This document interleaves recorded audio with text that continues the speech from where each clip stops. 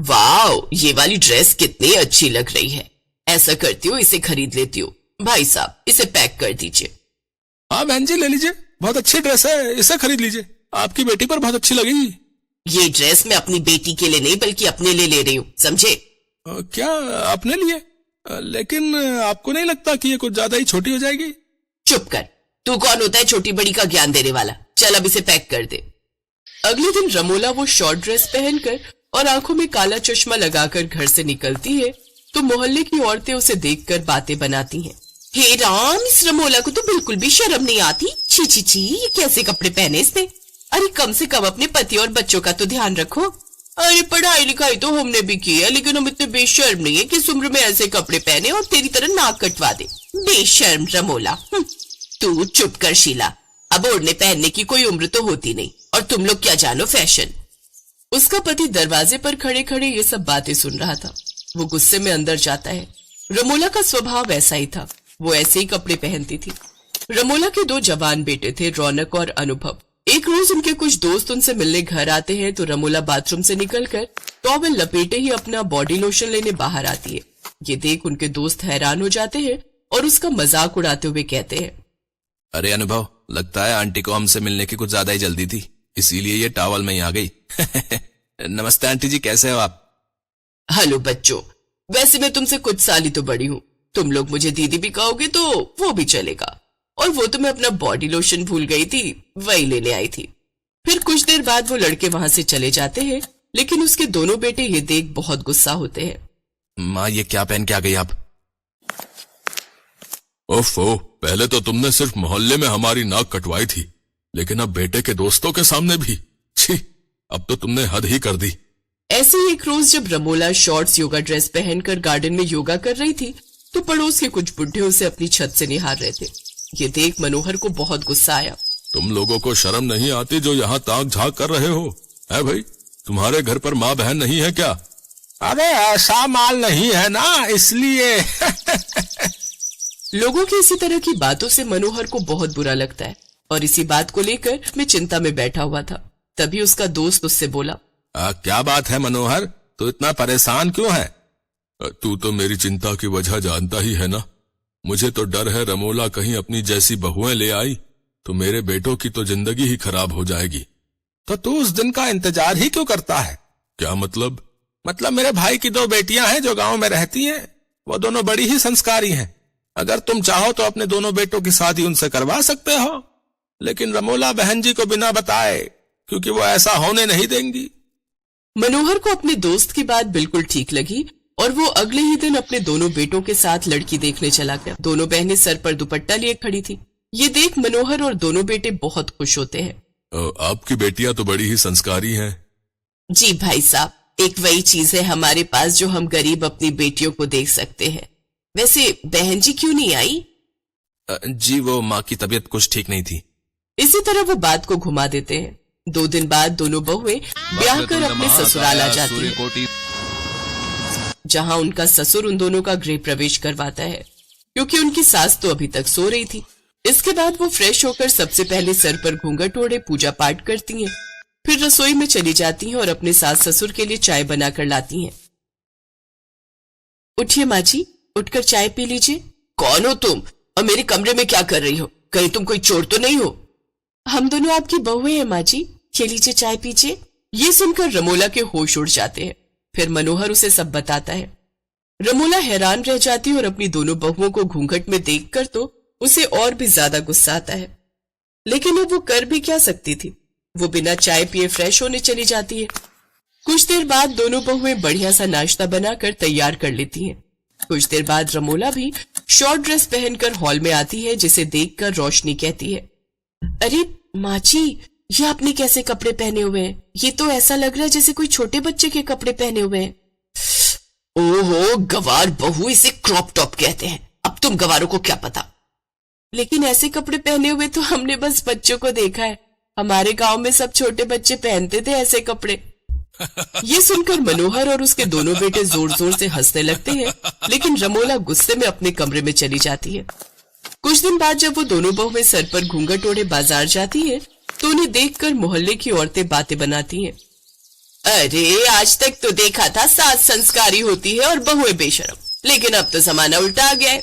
इनके यहाँ तो बहुएं घूंघट वाली आई हैं और सास छोटे छोटे कपड़े पहनने वाली बेशरम। जब दोनों बहुएं अपनी सास के बारे में ये सब सुनती हैं तो उन्हें बहुत बुरा लगता है और वो घर आकर इस बारे में अपनी सास से बात करती हैं। माँ जी, आपको पता है आपके इन कपड़ों की वजह से लोग कैसी कैसी बातें बनाते हैं। मुझे फर्क नहीं पड़ता, मेरे जो जी में आएगा मैं करूंगी, समझी तुम। ऐसे ही समय गुजरता है। कुछ दिनों बाद उनके घर पर हवन होता है, जहां दोनों बहुएं साड़ी पहनकर घूंघट डालकर खड़ी होती हैं। रमोला शॉर्ट ड्रेस पहनकर वहां आती है। हवन खत्म होने वाला है मनोहर जी, आपकी पत्नी कहाँ है? ओह सॉरी, वो तैयार होने में थोड़ा समय लग गया।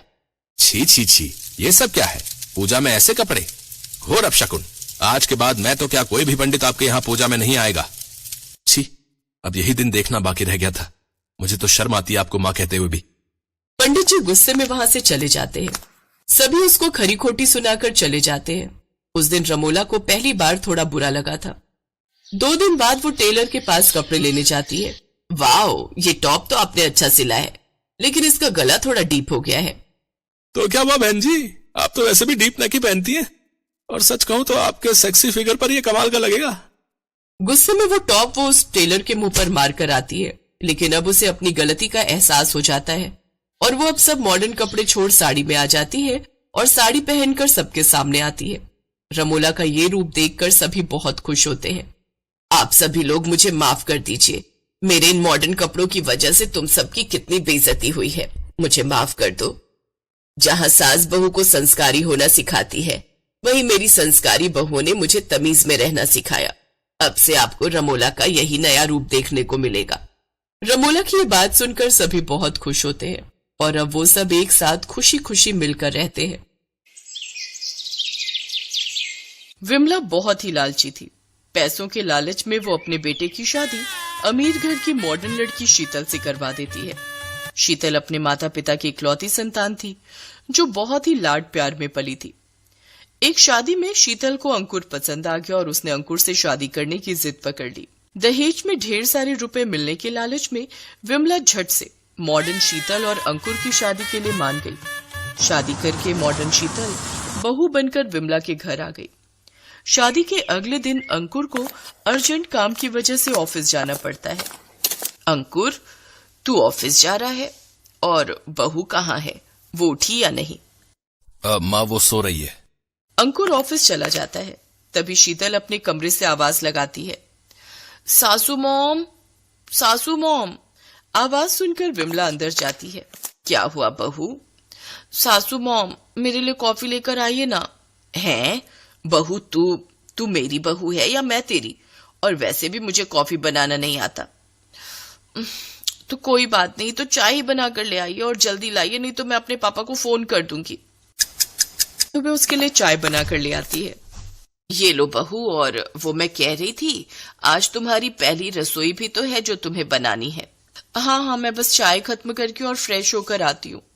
थोड़ी देर बाद शीतल शॉर्ट ड्रेस पहनकर रसोई में आती है और पास्ता बनाती है। कुछ देर बाद वो पास्ता लेकर सबको परोसती है, लेकिन शीतल को इतनी छोटी ड्रेस में देखकर विमला हैरान रह जाती है। हे राम, ये लड़की तो हमारी इज्जत नीलाम करके ही मानेगी। बहू, तूने ये क्या कपड़े पहन रखे हैं? ओफो, चिल करो सासू मॉम, और आप पास्ता एंजॉय करो। छी, ये क्या है पीला पीला सा? ये तो देखने से कुछ और ही लग रहा है। और वैसे भी अपनी पहली रसोई में हलवा बनाते हैं, ना कि पास्ता, समझी? जो बना है अब वही खाओ चुपचाप से। तब तक मैं इस पास्ता के साथ थोड़ी सेल्फी ले लूं। मुझे सोशल मीडिया पर पोस्ट भी तो करनी है अपनी पहली रसोई की फोटोज। फिर विमला एक निवाला मुंह में डालती है। ओफो, हे भगवान, कितनी मिर्ची डाली है तूने इसमें। लगता है ये कमबख्त मुझे बवासीर करवा कर ही मानेगी। माँ, और लेकर आओ मॉडर्न बहू, अब भूख तो। चुप कर तू। अरे बड़े घर की है, वहां यही सब बनता है। वो तो बस बहू से जरा मिर्च तेज हो गई थी, छोड़ इसे। अच्छा तू बैठ बहू, मैं तुम सबके लिए चाय बना कर लाती हूँ। नहीं सासू माँ, आप बैठो, मैं लेकर आती हूँ। शीतल रसोई में जाती है और चाय बनाने लगती। सासू मॉम, डैडी जी, ये लीजिए आपकी चाय, और प्रिया तुम भी लो। अरे वाह, आज पहली बार अपनी बहू के हाथ की चाय पीऊंगा। हाँ, लेकिन उस चाय को मुंह में डालते ही हरिलाल अपना मुंह कड़वा कर लेता है। छी छी छी छी, ये क्या है? छी भाभी, ऐसा भी क्या है इस चाय में, जरा पीकर तो देखो। छी छी छी बहू, तूने तो इसमें चीनी की जगह नमक डाल दिया है। लेकिन मैंने तो वो सफेद डब्बे में से ही डाला था। बहू, सफेद डब्बे में तो नमक भी रखा हुआ था। अरे कम से कम देख तो लेती। अच्छा सुन, शाम को तेरी मुंह दिखाई है तो तू अच्छे से तैयार हो जाना, और हाँ, जरा ढंग के कपड़े पहनना, समझी? शाम को कुछ औरतें शीतल को देखने आती हैं तो शीतल डीप नेक साड़ी पहनकर बिना सर पर पल्ला किए बाहर आती है। उसे देखकर मोहल्ले की औरतें आपस में बातें बनाती हैं। हाय, देखो तो आजकल की मॉडर्न बहुओं को, बिना घूंघट के ही कैसे घूमे जा रही हैं। अरे एक मेरी बहू है, 10 साल हो गए शादी को, लेकिन आज भी सिर पर घूंघट रखती है। ये सुनकर विमला झट से अपनी बहू के पास जाती है और उसकी साड़ी का पल्ला उसके सर पर रख देती है। कुछ ही देर में उसकी मुंह दिखाई शुरू होती है, लेकिन शीतल को काफी गर्मी लगने लगती है तो वो उन सबके सामने ही अपनी साड़ी उतार देती है।